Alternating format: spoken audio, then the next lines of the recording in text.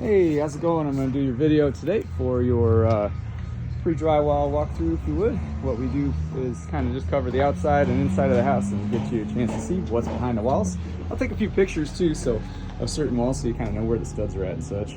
But starting right off the bat, outside, got your doorbell chime wire and your electrical outlet and 2 recessed can lights put up into the ceiling of the patio. Outside on the right here, we got our panel, got our water bib, hose bib if you would. Don't leave a hose hooked into that over the winter because it would freeze and burst. Electrical panel with its meter. This low voltage conduit runs all the way up into the master closet, into the low volt panel. So you don't have to cut out walls and stuff to get your internet working. We have your gas plumbing here on test today. Make sure there's no leaks. Inside, starting off in the garage, actually outside of the garage. First thing is you do get your 2 coach lights. That one right there, that's white, looks like a cone, is your intake and exhaust for your furnace. This one that is silver, which will get painted, is your fresh air intake for your whole house. Pulls in fresh air every once in a while. Inside of here, we got your U for ground wire, which just grounds out the whole house to the foundation. That's that green wire. I don't know if you can see it back there. And your gas main coming in. Overhead, got your light for your garage and your outlet for your garage door opener. This is the 8-foot tall garage door. I don't see the windows in the garage, must not have been ordered. We will double check that here in a minute. Let's see, garage. This is all your home runs. Basically, you don't want to cut into that wall, right? Because you would potentially cut all the wires in your house, which is a real big pain. And it says garage door windows were ordered, and I don't see them, so I'm going to bring that to Tommy's attention. Let's see, that black tube is the fresh air tube that pulls the air into the whole HVAC system for your house every hour or so. It'll pull air in. That's what this little fan is right here, part of the damper system that pulls in the fresh air. In this closet, we've got your gas line for your hot water tank. It's going to be a tankless, actually. Be right there. You got your filter box underneath the furnace there. This is 96.1 efficient furnace. You can see the drip lines that run down into here. There's the catch pan on the in case the drip line is clogged. We recommend throwing some vinegar in there about every time you change the filter. Fresh air vent for the crawl space is right here. Everything looks pretty good. Oh, there's the controls for the damper, the one with the orange knob on it. This is your intake and exhaust black pipes that go outside for the water heater, and the intake and exhaust we already showed you is the white cone shaped one facing on the back of the house. And let's see, sump pump discharge right here, and whole house water shut off right there. Looks good. Only a couple things on this wall to avoid. So I suppose if you're going to hang stuff on the on the garage, this is all be drywalled in. This wall is pretty darn safe. Not really going to hit anything there on the right side, from facing it from the outside there on the garage on the back of the house. Left side is where all them wires are, and your gas line. Overhead here we can see a couple sewer lines coming in that way. All your HVAC going out through the rest of the house. In this crawl space room, we have the hatch for the crawl space. We will build a ladder in for you. And you got your radon anti-mitigation, radon fan here. And a sewer line running down this way. There's also 2 switches. One runs this overhead light under the stairs, and one runs the lights that are down in the crawl space. Looks like, yep, there's your hose bib line coming out underneath that crawl space hatch lid right there. On the back of the garage, just common outlets, 1, 2, 3. They're all tied into the same circuit breaker as the rest of the garage usually. 2 switches, one does the inside the garage, one does the outside the garage. And let's see, coming in this closet, this is a good wall to see because there's plumbing back there, right? So if you're ever trying to hang something on that right side, definitely want to be careful, because about 1 foot in from the wall is where them pipes are. And on the back is the electrical conduit tube here too. So yeah, if you hit metal when you're drilling into the wall, you'll know. Squeaks, right? Just stop. Let's see, this is the closet room here where you get the one outlet. You can see where the stud is located. Studs to the left of the outlet, outlet's on the right of the stud. And same thing here, you can see where the studs are at for these switches. And these are about 24 on center in most cases, although looks like they added a couple extra studs for you. And you can see these big metal plates, you're not gonna be able to put anything into there, right? But it's okay to hang stuff higher up.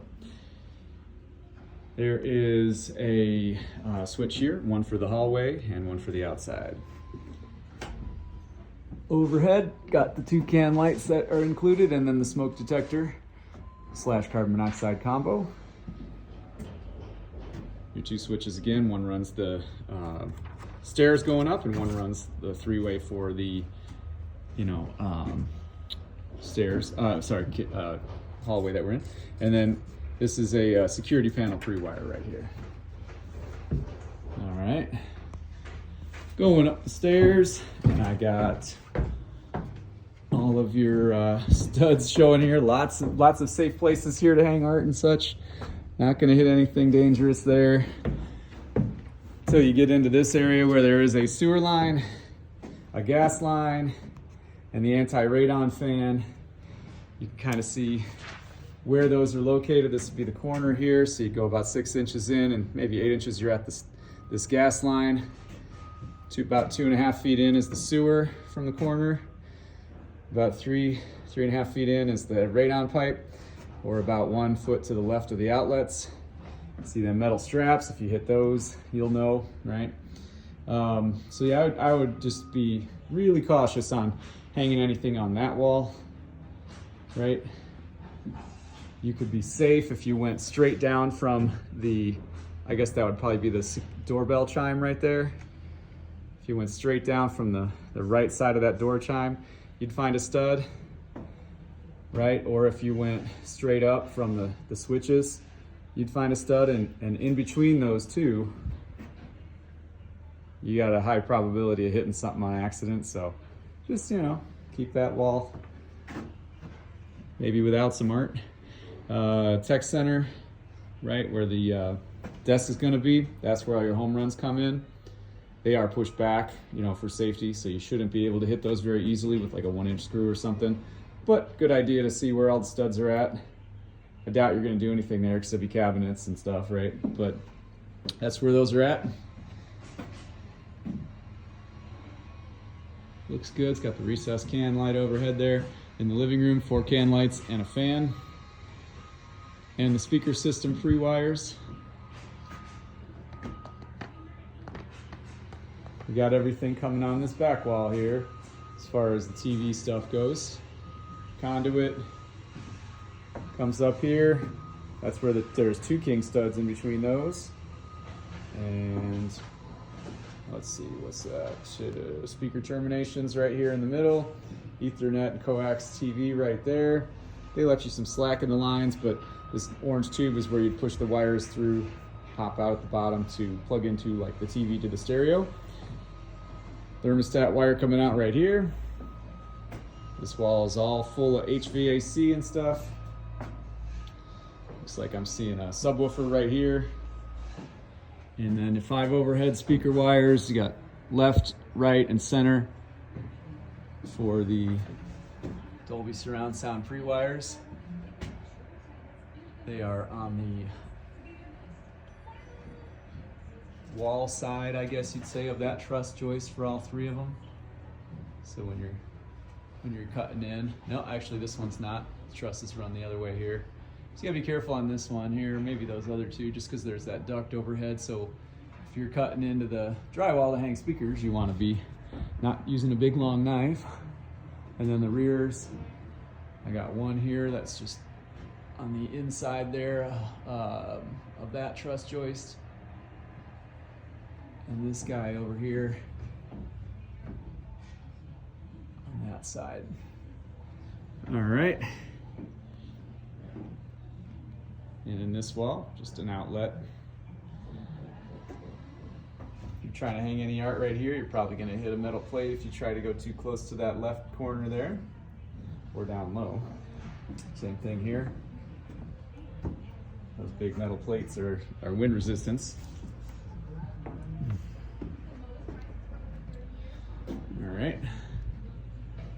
picture of that wall so you can see where all the studs are. Those are 24 on center from the 2 king studs. So right from here to here is 24, and from that to that is 24 inches. Cool. In the kitchen, your fridge, you know, is going to be over here where the fridge outlet is, and then the ice line there. Don't think you're going to be doing anything in here anyways, but that's where some plumbing is. Let's see, right behind the hood is going to be sewer line. You got all of your outlets for the kitchen here. The big gray one is the 220 in case you ever want to use a 220 like for an electric for a cooktop. And then the yellow one above is for the hood. Over here you got your 220s, and I'm sorry, that's his oven, isn't it? Yeah, oven micro. And then over here is hood. Where else are we looking here? So this is a good wall to see. Got some plumbing in the back of it. A lot of people might want to hang something here for art and such. And looks pretty safe, right? That's all pretty far pushed back there. 4 inches or so back. Then you got the coffee area, if you would. Got an outlet up there. 2 outlets. Powder room.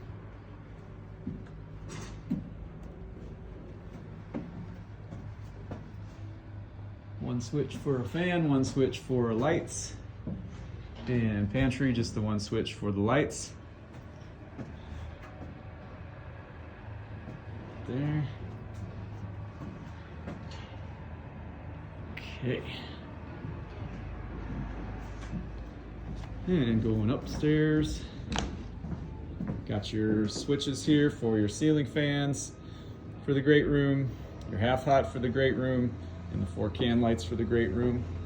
Let's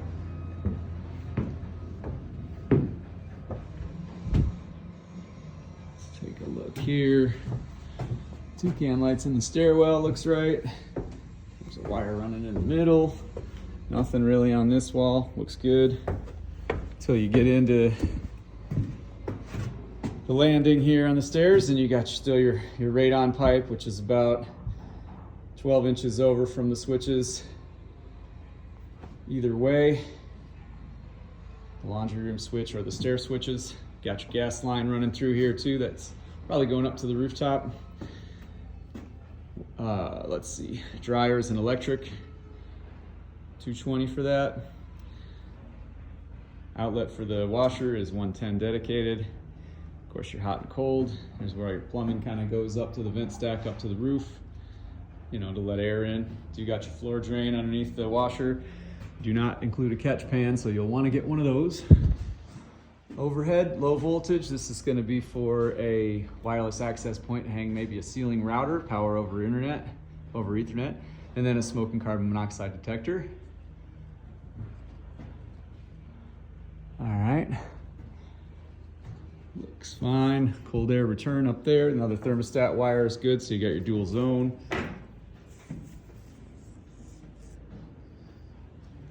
Coming into this guest bedroom, walk in, you got the 3 switches, one for a ceiling fan light, one for a ceiling fan blades, and one for a half hot, in other words, an outlet. The half hot will be this one, so half of this outlet will be controlled by that switch, the other half will always be on.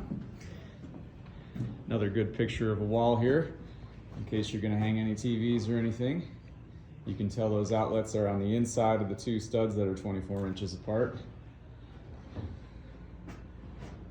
All right. Ceiling fan pre-wire with the metal box, so it can hold up to 75 pounds. Going into the bathroom, they have the cutout again for a future medicine cabinet.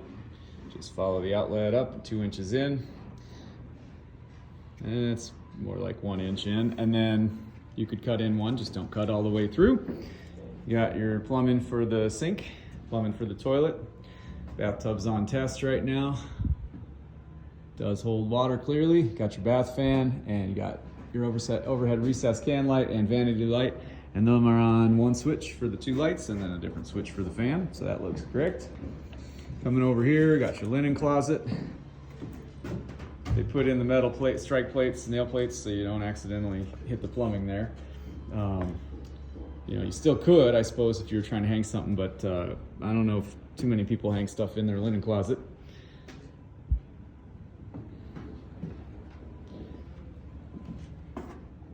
First outlet coming into the master. Here's another good look at the wall where it's likely to want to hang a TV. So you got your outlets are on the insides of the studs, which are 24 apart there, another 24. And about 20 inches over, you'd run into a sewer vent stack if you were trying to go way over there on the side. Let's see. Back on this wall, again, 24 on center, but they put the outlets not on the 24s, so that's about halfway in, so it'd be about 12 to the set of 2 studs, then another 24 over, 24 over.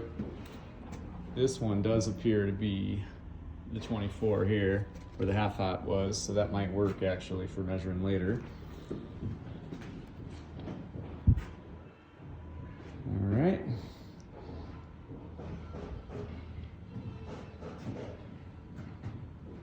Looks good. And then, yep, coming into the master bath. Same thing. They have a possible future cutout for a medicine cabinet. This one is going to be about 3.5 inches over, or just follow the outlet straight up about 4 inches to hit that opening. Got your whips for the vanity lights. Double sinks plumbed for. One outlet there on that side, the other outlet in the mirror. Should be a mirrored plate. They don't want to put the outlet over here because there's water in the shower, right? You got your shower set up with the 2 shower heads, 1, 2, and then the recessed can light overhead. And you have, let's see, what did I knock off? A screw there? Yeah. Dedicated 20 amp circuit. Oops, which house am I on? That's that. Let's see, 8-foot doors. Yep, that is framed in here. And let's see, let's try to check one more thing. Laundry utility room package, gas line to terrace. Yep. Elevation, gas line to range. Okay, so yeah, that is correct that they did just the 2 shower heads on this one. Not the rain shower overhead. And then let's see, anything to worry about in this room? Yeah, I mean, if you were hanging a piece of art in this water closet, I suppose you'd want to avoid the plumbing, but it is about 3 inches back, so you should be pretty darn safe. You're not going to use a 3-inch screw, you know. Fan and its own switch and light on its separate switch. Looks good. You know, maybe on the right side you'd want to avoid that sewer vent stack. All right, coming in here, your master closet. You got a switch for the overhead light, and you got an outlet in the low volt panel.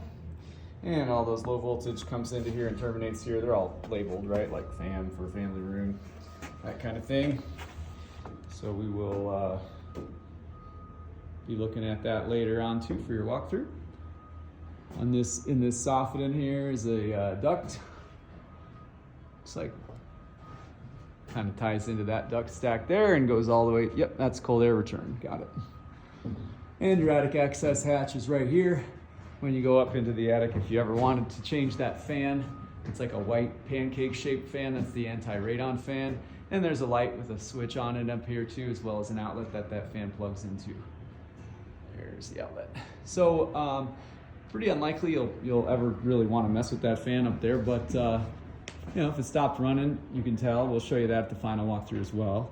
You can tell how it was stopped running because there's a little pressure gauge that's down in the first floor that shows you where if there is negative pressure, then they're offset. We'll show you that later on.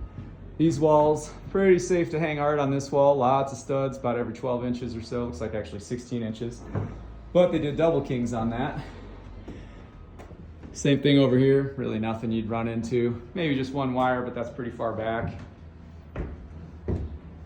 Coming up the stairs, going outside. Definitely don't want to hit that gas line if you're drilling anything, but it's pretty down low for your barbecue. And you got the outlet on the landing here. That's awesome for a little fridge or something.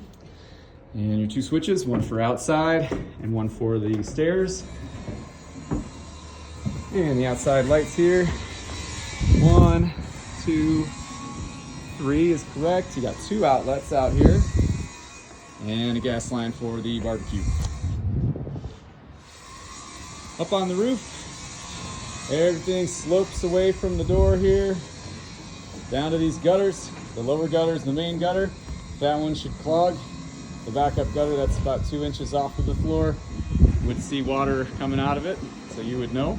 Same thing over here, main gutter, backup. The main gutter is going to get a downspout. The backup will just be a hole coming out the side of the house. Looks really good up here. Sweet views today. And you know, thank you so much, John. And let me know if you need anything. I will send this your way via YouTube. All right, bye.